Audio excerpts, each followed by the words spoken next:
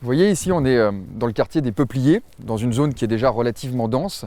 Et pour respecter les obligations de l'État en matière de densification, il faudrait détruire les maisons qui se trouvent de ce côté de la rue et de l'autre côté de la rue pour construire des immeubles de 3 ou 4 étages. Aujourd'hui, c'est ça que nous demande l'État. Si le maire républicain de Montmorency est en colère, c'est parce qu'il vient tout juste d'être carencé pour ne pas avoir construit suffisamment de logements sociaux.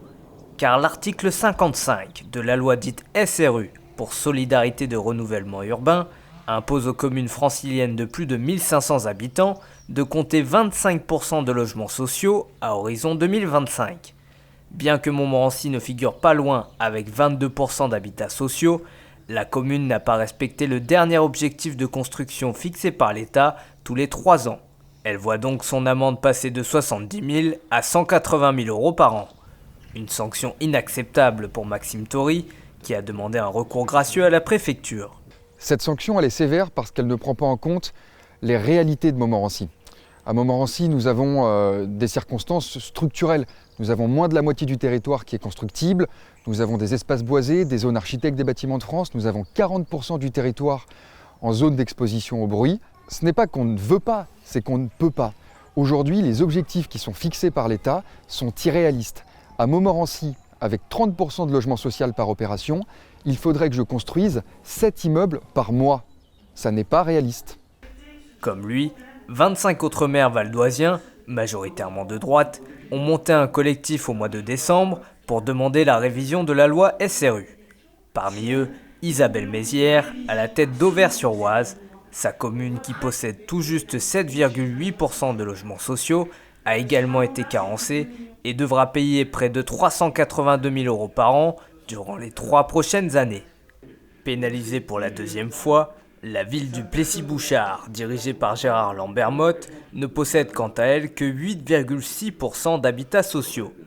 Elle devra s'acquitter de 200 000 euros par an. La plus grosse amende revient à Enghien-les-Bains, qui devra payer 430 000 euros par an durant les 3 prochaines années. Au pouvoir depuis plus de 30 ans, c'est la deuxième fois que Philippe Sueur est sanctionné. Pour se racheter, celui-ci prévoit de sortir 76 nouveaux logements sociaux de terre, non sans mal. Mais c'était une opération de longue haleine pour aboutir à l'ouverture de chantier, les démolitions qui ont eu lieu il y a quelques mois, 10 ans. Il a fallu 10 ans. Afin d'atteindre son prochain objectif, le maire doit construire près de 358 logements d'ici 2022.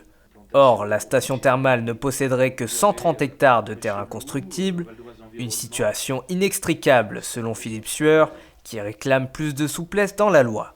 On nous montre du doigt, on nous montre du doigt en disant oui, la petite ville bourgeoise, fière et assise sur son opulence, ne fait pas de logements sociaux. C'est pas vrai, voilà, c'est pas vrai. Donc nous pensons que la loi doit évoluer. C'est une question d'ailleurs que j'ai évoquée avec un des cabinets des ministres, parce que je suis pas la seule commune dans cette situation. Il y a des communes où on peut pas construire non plus. Un discours balayé d'un revers de la main par les socialistes et apparentés du Val d'Oise. Pour les élus de gauche, c'est d'abord un manque d'envie politique. Ceux-ci souhaiteraient même aller encore plus loin en supprimant les aides départementales aux communes carencées. J'ai un exemple d'un programme immobilier qui avait été refusé à Auvers, mais une manifestation violente. On criait au scandale. On parlait de 7 logements. Il ne faut pas me faire croire que dans un quartier de Montmorency, dans un quartier de Cormeilles, d'Enghien, La Frette, on ne peut pas construire des petits îlots de 10, 12 logements. Et là, ça sera des 100% de logements sociaux. Mais là, tout de suite, ils vous disent « Ah non, on ne va pas mettre que des pauvres dans notre ville. » Et puis très franchement, si en plus ces pauvres ne sont pas blancs, ça va encore plus les gêner. Des propos fermement condamnés par le collectif de maires opposés à la loi, qui annonce déposer plainte pour injure publique. En plus des amendes, chaque commune carencée perd son droit de préemption au profit du préfet. Celui-ci a alors la possibilité de délivrer des permis pour construire des logements sociaux en affectant des fonds abondés par les pénalités payées par ces mêmes communes carencées.